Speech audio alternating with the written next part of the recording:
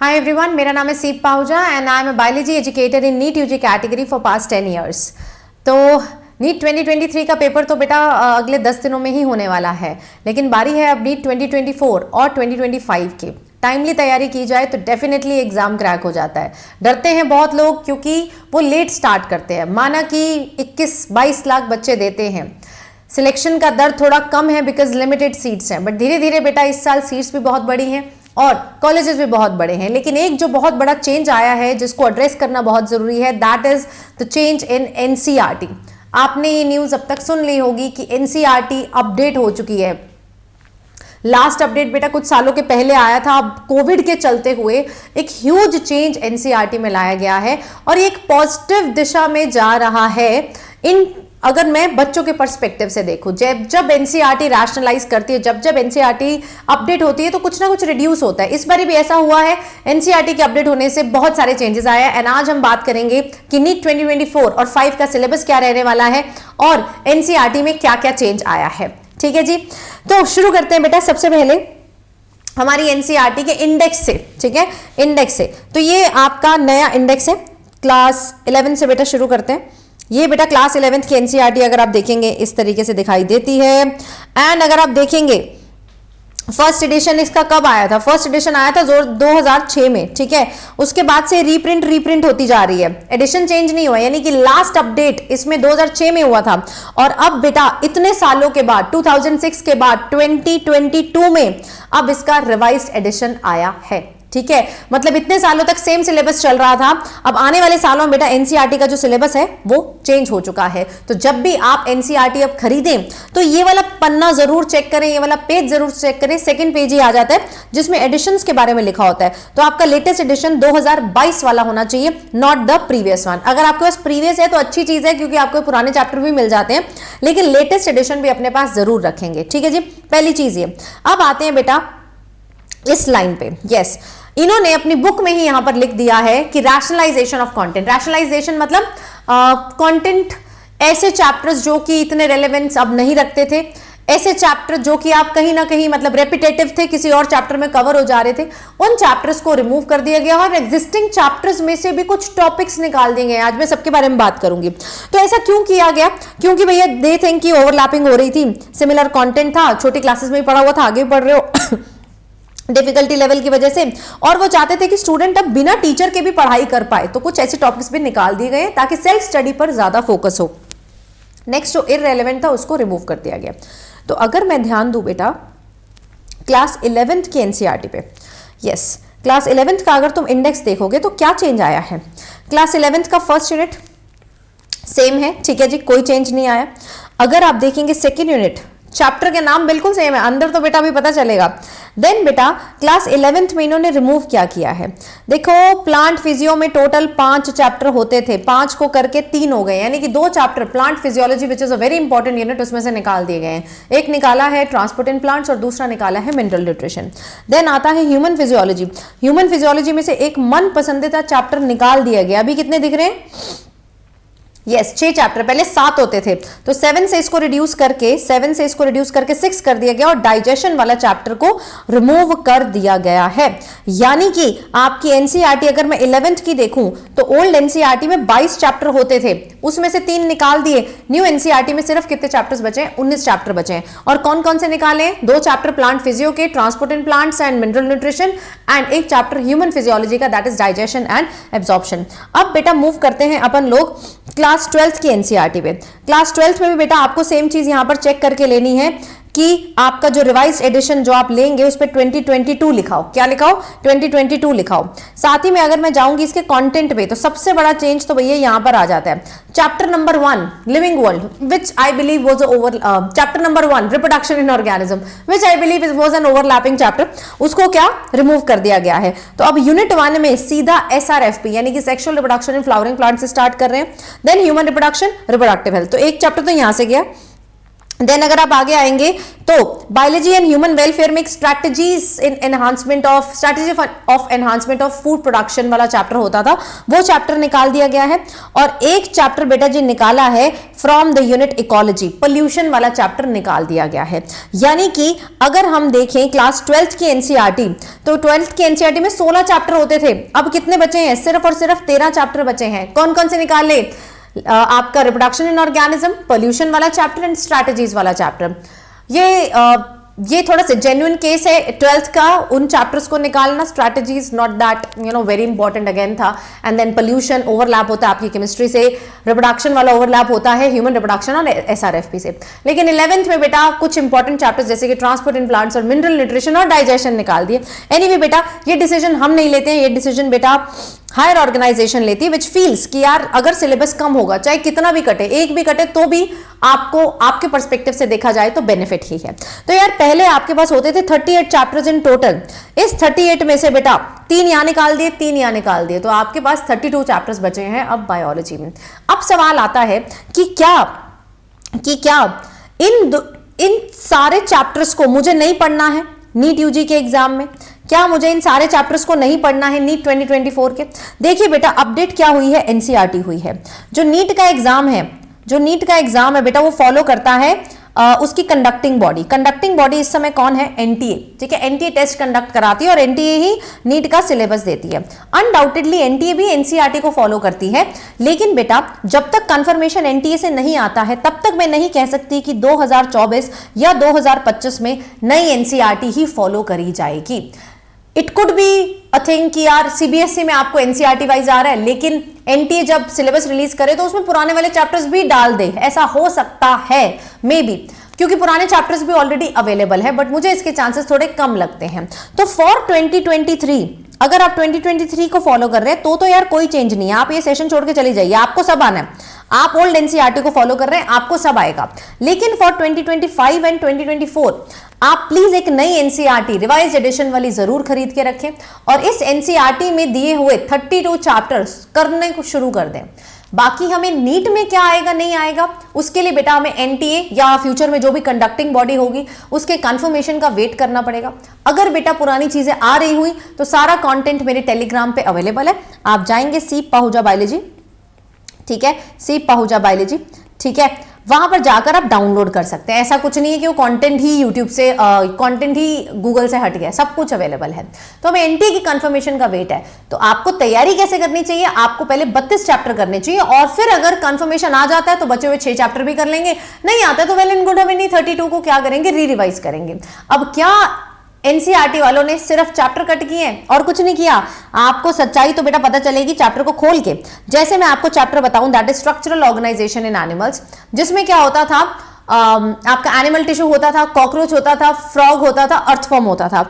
अगर आप यहां पर देखेंगे तो एनिमल टिश्यू के नाम पर इन्होंने कुछ भी नहीं दिया है। पहले they used to give whole overview कि एपिथेलियल टिश्यू है, कनेक्टिव टिश्यू है, ये टाइप्स हैं, पूरा बना होता था। ठीक है, अब आप देखेंगे एनिमल टिश्यू के नाम पर कुछ भी नहीं दिया हुआ है and there is no cockroach, there is no earthworm, only one organism is there, that is frog, that is frog. तो ये एक बड़ा चेंज है, मतलब अंदर भी इन्होंने काफी टॉपिक्स भी काटे हैं। अगर मैं आपको एक और चैप्टर दिखाऊं, that is the chapter of class 12th। Class 12th की पहले जो बुक थी वो कहां से चालू होती थी? बुक चालू होती थी बेटा हमारी रिप्रोडक्शन इन ऑर्गेनिज्म से। लेकिन अगर अब तुम यहां पर फोकस करोगे, चैप्टर नंबर 1 कौन सा है? चैप्टर नंबर 1 है sexual reproduction in flowering plants. ठीक है, तो ये बड़ा चेंज है। देन बेटा अगर आप आते हैं बिल्कुल पहले चैप्टर पे, पहला चैप्टर आपका कौन सा है? पहला चैप्टर है लिविंग वर्ल्ड। लिविंग वर्ल्ड में बेटा डायरेक्टली पहले आता था व्हाट इज लिविंग, उसके बारे में बात होती थी, बट यहां पर सीधा ये आ गया diversity in living world. Chapter के अंत तक अगर मैं पहुंचती हूं तो यार समरी से पहले किंगडम पर ही रुक गए हैं। इसके बाद बेटा एक बड़ा इंपॉर्टेंट टॉपिक होता था, दैट इज टेक्सोनॉमिकल एड्स। वो टेक्सोनॉमिकल एड्स भी जो टॉपिक है वो भी इन्होंने रिमूव कर दिया है। यानी कि बहुत सारी चीजें ऐसी भी हैं एग्जिस्टिंग चैप्टर में से कट कर दी गई हैं और पूरे 6 चैप्टर, 3 आपके 11th के और 3 आपके 12th के निकाल दिए गए हैं। बट फिर minded guys, this is for CBSE. NTA confirm करेगा जैसे जैसे बेटा देखो क्वेरीज तो बढ़ रही हैं। आई डोंट थिंक कि एनटीए विल वेट कि जब नीट का नोटिफिकेशन निकालेंगे अगले साल तब हम बताएंगे कि सिलेबस क्या है, ऐसा नहीं होगा। इस पेपर के होने के बाद, 2023 के होने के बाद, एनी डे एनटीए और गवर्नमेंट बॉडी कैन कंफर्म कि जो सिलेबस आएगा, क्योंकि ये सिर्फ बायो का केस नहीं है, ऐसा फिजिक्स में भी है और सर ऐसे केमिस्ट्री में भी, और बहुत इंपॉर्टेंट चैप्टर्स के साथ है। तो मोस्ट प्रोबेबली 2023 के पेपर होने के बाद किसी दिन भी आपको किसी ऑफिशियल एजेंसी से पता चल जाएगा कि यार पुरानी एनसीईआरटी अपन को नीट में आएगी या फिर नहीं आएगी। लेकिन इस मामले में आपको लोड नहीं लेना है, 50 वीडियो नहीं देखनी है, क्योंकि now I have told you, ठीक है, कि अभी नहीं कोई नहीं बता सकता, सब अपने वीडियो में यही बोलेंगे भैया एनटीए बोलेगा, तो just stick to this thing. लेकिन आप नई एनसीईआरटी खरीद लीजिए, पहले फोकस आप उन 32 चैप्टर्स पर कर लो। अगर वो बोलते हैं कि आएंगे तो 6 चैप्टर बाद में कर लेंगे, इतना बड़ा क्या लोड लेने वाली बात हो गई, है ना जी। साथ ही में सिलेबस के अलावा और बहुत सी चीजें हैं बेटा जो आपकी पूरी प्रिपरेशन में इन्वॉल्व है। अब आपने किताब तो ले ली, किताब इज अ करेक्ट रिसोर्स जो कि आपके पास होना चाहिए, एब्सोल्युटली होना चाहिए, लेकिन क्रैक करने के लिए सिर्फ किताब नहीं चाहिए। किताब तो बेटा सबके पास है, पुरानी भी है और नई भी आने वाली है। आपको इस एग्जाम को क्रैक करने के लिए एक ऐसा पर्सन, एक ऐसी टीम चाहिए जिससे बेटा पढ़कर तुम्हें लगे कि यार मैंने कुछ सीखा है, जिसने बहुत सारे सिलेक्शन पास्ट में निकाले हैं। तो ये गाइडेंस की फिजिक्स को कैसे पढ़ना है एक अलग स्ट्रैटेजी है, बायो को कैसे पढ़ना है एक अलग तरीका है, केमिस्ट्री को कैसे लर्न करना है एक बिल्कुल डिफरेंट अप्रोच है। तो अप्रोच आपको करेक्ट गाइडेंस देती है और उसी से आपको पढ़ाई करनी चाहिए। आपको ये सारा कंटेंट यूट्यूब पे मिल जाएगा, लेकिन बेटा कहीं ना कहीं ओवर डेटा भी ना परेशान करता है। तो कहीं ना कहीं हमारी प्रिपरेशन में हमको लिमिट लगाना पड़ेगा इस रिसोर्स पे। लिमिट लगाने का मतलब है अगर आप इस रिसोर्स को यूज कर रहे हैं तो आपके टीचर्स बिल्कुल क्लियर होने चाहिए कि मैंने बायो इससे पढ़नी है, केमिस्ट्री इससे पढ़नी है, फिजिक्स इससे पढ़नी है, क्योंकि टीचर सब अच्छे हैं, सब अपना अपना काम कर रहे हैं और अच्छा पढ़ा रहे हैं, लेकिन आप सबसे नहीं पढ़ सकते ना, आपकी लिमिटेशन है आपके पास, क्योंकि समय लिमिटेड है, 1 साल या फिर 2 साल है, उसमें सिलेबस एक बार ही हो जाए बड़ी बात है, 10 टीचरों से 10 बार ही करना तो इम्पॉसिबल टास्क हो जाएगा। ठीक है, आपको लिमिट लगाना है अपनी बुक्स पर। बुक्स मैंने आपको बताई है, सिर्फ और सिर्फ आपको एनसीईआरटी फॉलो करनी है, साथ ही में आपको एक पीवाईक्यू की बुक फॉलो करनी है और एनसीईआरटी बेस्ड लेक्चर को ही देखना है। और सबसे इंपॉर्टेंट चीज बेटा, नोट्स की महत्वता को कम नहीं समझना है, अपने हैंड रिटन नोट्स आपके पास होने चाहिए और ऐसा ही टीचर चूज करना जो आपको हैंड रिटन नोट्स क्लास में बनवाए। नहीं तो बेटा मैंने बच्चे देखे हैं लास्ट के 3 महीने में आके बोलेंगे हमारे पास तो कोई नोट्स नहीं है, हमारी क्लास में तो बनवाते ही नहीं थे, पीपीटी से पढ़ा देते थे। ऐसा नहीं होना चाहिए। नीट में स्पेशली बायो में बिना नोट्स बनाए कोई बायो अच्छे से क्रैक नहीं कर पाया। ठीक है जी, तो ऐसे टीचर को ही चूज करें। आप मेरे नोट्स चेक करने के लिए, मेरे लेक्चर्स चेक करने के लिए मेरे लिंक ट्री पर जा सकते हैं, linktr.ee/seep.pahuja, या फिर बहुत डायरेक्ट है, ठीक है, that is go to my Telegram मेरे ही नाम से, दैट इज सीप पाहुजा बायोलॉजी।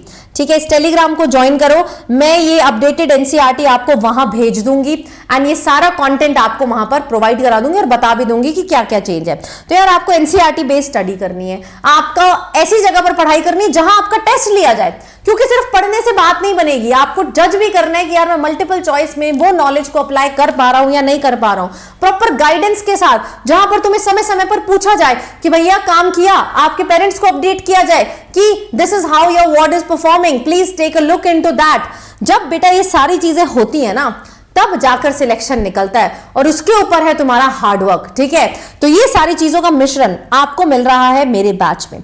मेरे 2 बैचेस आ रहे हैं, 2024 के लिए विश्वास बैच, 2025 के लिए आरंभ बैच। अमेजिंग टीम है और सिर्फ ये नहीं है, अनअकैडमी पे आप बहुत सारे टीचर्स को जानते हैं, सारे टीचर्स के सबसे पढ़ने के लिए कि यार आप मेरा हर बैच देख पाओ, किसी और टीचर, आप रैंडम टीचर बोलो उनका भी बैच देख पाओ, क्योंकि प्लस बैच में बेटा एक क्लोज ग्रुप में पढ़ाई होती है, आइकॉनिक बैच में क्लोज ग्रुप में पढ़ाई होती है, उसमें बेटा अभी कितना ऑफ चल रहा है, 25% ऑफ चल रहा है। ठीक है, जनरली ऑफ 5% ही होता है, लेकिन आज बेटा आखिरी दिन है जब आपको 25% ऑफ मिल रहा है। इस ऑफ को पाने के लिए बेटा कोड लगाना पड़ेगा, वो आप लगा दीजिएगा सीप लाइव, सीप मेरा नाम है, आगे लगा देना लाइव। ठीक है, इससे क्या होगा, 25% ऑफ तो मिलेगा ही मिलेगा, साथ ही मेरी एक्सक्लूसिव गाइडेंस मेरे हर बच्चे को यहां पर मिलने वाली है। और मैं प्लस और आइकॉनिक पे क्यों जोर दे रही हूं, क्योंकि बेटा इसमें आप एक बैच तक सीमित नहीं है, आप हर बैच को देख पाएंगे और वही बेस्ट चीज है। आई डोंट वांट कि आपको 1 महीने बाद लगे अरे मैं तो उन टीचर से ये वाला टॉपिक पढ़ता हूं, इन टीचर से, तो आपके पास पूरा सब्सक्रिप्शन होना चाहिए। आपको ऐसा नेटफ्लिक्स कभी अच्छा लगेगा जिसमें बेटा कह रहे हैं कि अगर इस मूवी को देखना तो 50, अरे दूसरी मूवी को देखना तो 50 रुपए और दो। नहीं, आपको वो नेटफ्लिक्स अच्छा लगता है कि एक बारी में तुमने हमसे 800 रुपया लिया, अब सारी मूवीज दिखाओ, यूएस की भी दिखाओ, इंडिया की भी दिखाओ। सो बिल्कुल वैसा ही है अनअकैडमी का प्लस और आइकॉनिक। अंतर क्या है आइकॉनिक में? आइकॉनिक में बेटा आपको सारे लाइव बैचेस, सबका रिकॉर्डिंग, प्लस में भी है ये, ठीक है, सबका रिकॉर्डिंग सब कुछ मिलेगा। बस आइकॉनिक में आपको नोट्स फिजिकल फॉर्म में मिलेंगे, बहुत बढ़िया मॉड्यूल है, और साथ में एक मेंटोर मिल जाएगा। मैं तो आपकी मेंटोर हूं ही हूं, बट इसमें साथ में आपको एक एग्जिस्टिंग मेडिकल स्टूडेंट जो एम्स में है या किसी बड़े मेडिकल कॉलेज में, वो आपको गाइडेंस के लिए मिल जाते हो। दीदी भैया का गाइडेंस तो यार एक डिफरेंट लेवल का गाइडेंस है, ठीक है जी, तो वो भी आपको मिल जाता है, ठीक है। और एक और चीज चल रही है आइकॉनिक पे, अगर आप आइकॉनिक का सब्सक्रिप्शन लेते हैं तो भैया हमारी गारंटी है तुम्हारा सिलेक्शन होगा, क्योंकि गारंटी वही देता है जिसको बहुत भरोसा होता है अपनी चीज पर। तो हमें गारंटी है कि तुम 580 से ऊपर तो स्कोर करोगे ही करोगे आइकॉनिक में। लेकिन अगर तुमने नहीं किया, मान लो ये टीम बहुत अमेजिंग है, अगर तुमने नहीं किया मान लो, तो यार we will give you 1 year और मोर का सब्सक्रिप्शन फ्री ऑफ कॉस्ट। आपका अगला साल इज ऑन अस, और ऐसा होगा नहीं, हम कभी नहीं चाहते कि कोई बच्चा ड्रॉप करे। लेकिन अगर तुम नहीं कर पाए तो बेटा अगला 1 साल या 2 साल आपको फ्री ऑफ कॉस्ट दिया जाएगा। लेकिन ये सिर्फ आइकॉनिक सब्सक्रिप्शन पर है। इस सब्सक्रिप्शन को लेने के लिए भी आप कोड लगाइए सीपलाइव, जिसमें आपको मैं प्रॉपरली पर्सनल लेवल पे गाइड कर पाऊं, सारी DPPs, notes, handwritten notes, mind maps आपके साथ शेयर कर पाऊं, ठीक है जी। तो ये वीडियो को यार मैक्सिमम बच्चों तक शेयर करो, सबको बता दो कि यार कंफ्यूज नहीं होना। I am going to share the new NCERT index and rationalise content with you on my Telegram. आप ये फैला देना, एंड बेटा बिल्कुल फोकस्ड होकर उन 32 चैप्टर्स पे काम करना आज से ही शुरू कर दीजिए। वीडियो अच्छा लगा तो लाइक करना एंड चैनल को सब्सक्राइब जरूर करना। Thank you so much. And एक कमेंट जरूर छोड़ के जाना यार कि तुम्हें क्या लगता है, सही किया उन्होंने चैप्टर काट के या फिर रहने देते, ठीक है, 38 के 38 ही कर लेते, ठीक है। Thank you so much guys.